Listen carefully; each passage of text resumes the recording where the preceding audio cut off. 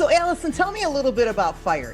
When did it start? What's it all about, and who's it for? FIRE started over 15 years ago in the Edison neighborhood as Denise Miller and Michelle Johnson renting out an apartment and seeing what kind of creative neighborhood arts would come up.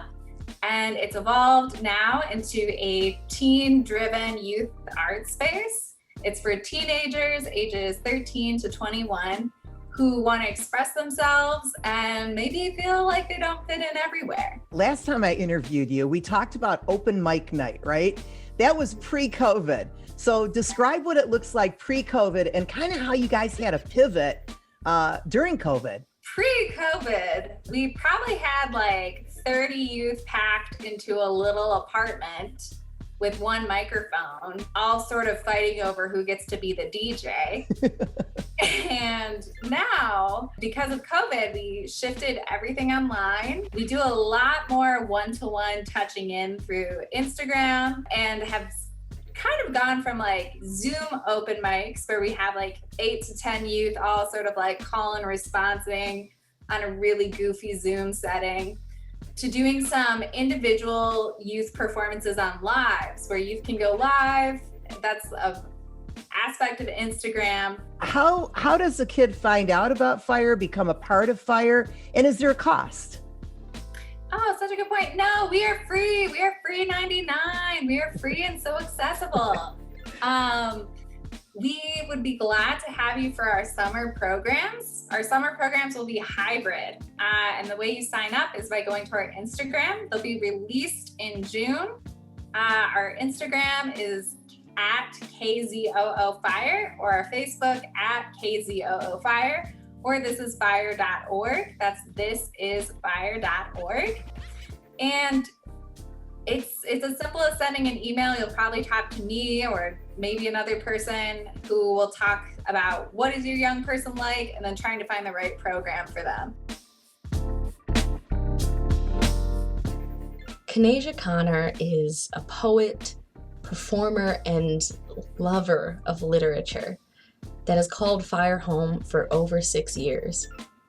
She is the author of Raised by the Universe, a collection of contemplative and beautifully rich poetry that reflects her life journey so that others may relate and grow from it themselves. Continually healing, I mean continually. She is a caretaker and an entrepreneur who is always striving to meet the needs of her community. Welcome, Kaneija Connor. So I wrote this new poem just for Black History Month, but it's for Black women specifically, because I feel like we're not noticed enough in the Black community. Like, we don't get recognized enough in the Black community. Like, so it's called Ode to Black Girl Magic. You, baby girl, are magic in the finest form. Instead of rejecting sunlight, your skin absorbs it. You are a goddess, a revelation of beauty and bravery. There is something about Black girls the world just don't like. Black Barbies just recently became a thing. Don't you understand? We are the only ones for us. People will say Black girl magic doesn't exist, but it does.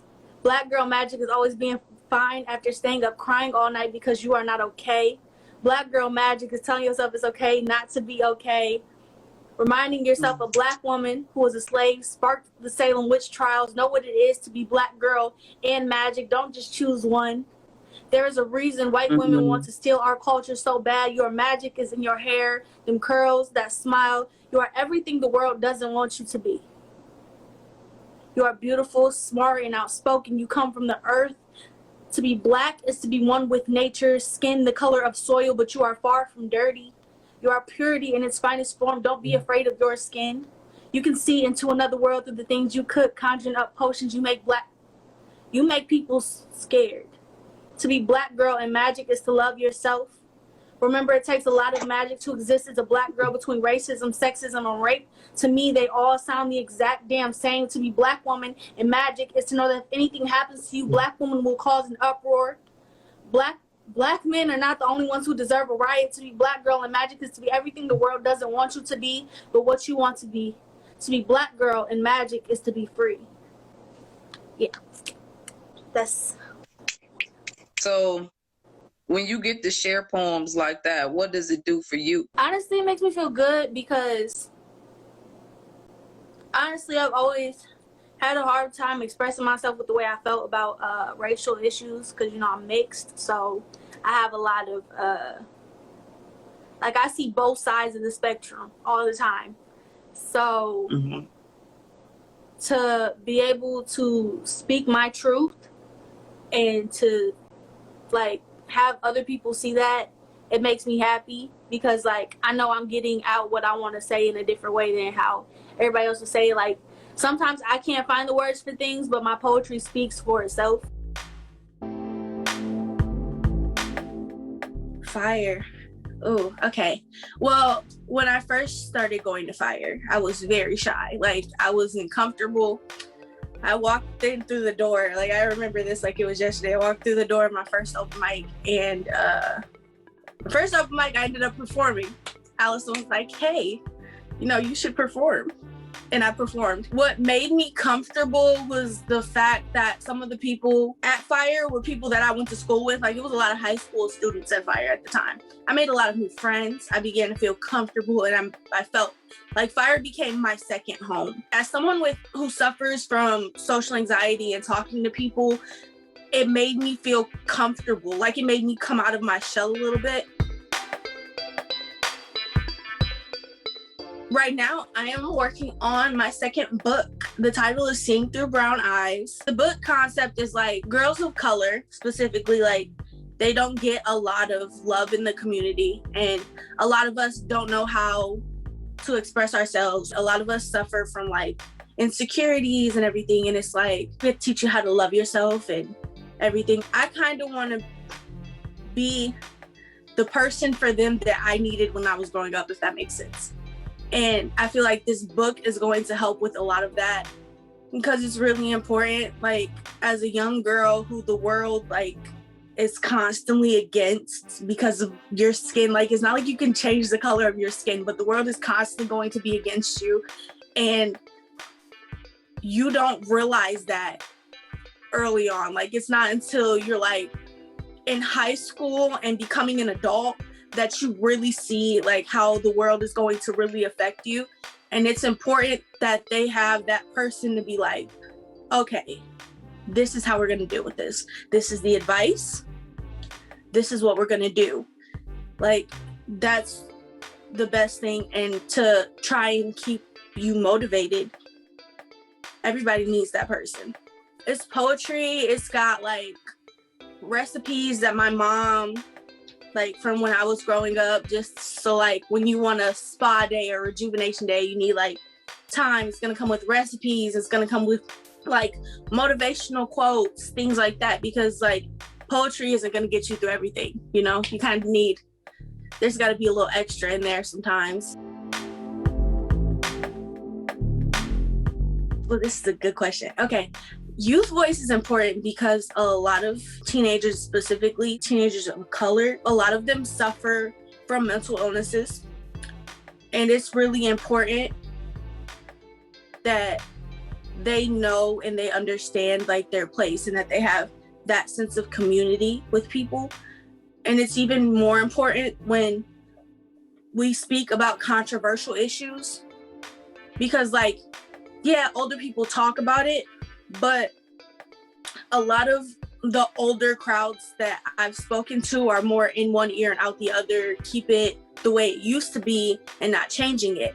Whereas like youth are always looking for new ways to change things, new ways to develop things, and it's always something new. I want to tell everybody that they're amazing, okay, and that they can do everything and anything that they put their mind to.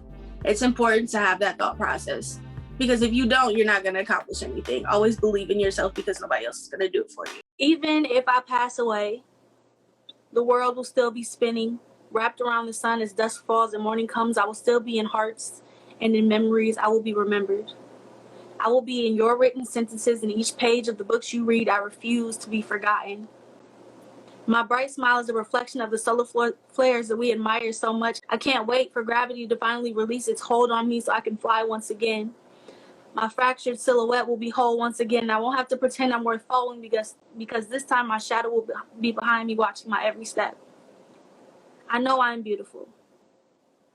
For my spirit guides and shines over everyone, I am the sun, bright with rays of beauty that bring melanin and makes the pigment in my skin stand out. I love myself.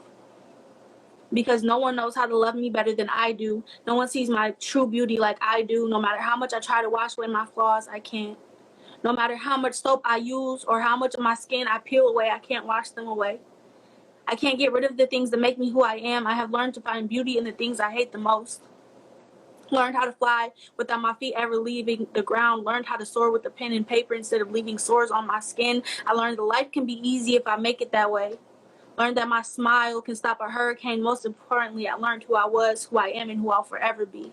I'm an eagle with new wings, reborn with a free soul. Nature gives me nutrients to free my spirit and be myself. I may not have wings, but I'm going to tell y'all I damn sure know how to fly.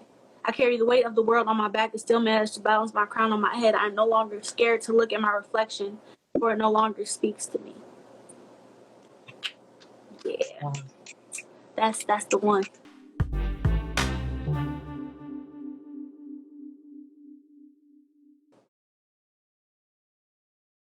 Support for Kalamazoo Lively Arts is provided by the Irving S. Gilmore Foundation, helping to build and enrich the cultural life of Greater Kalamazoo.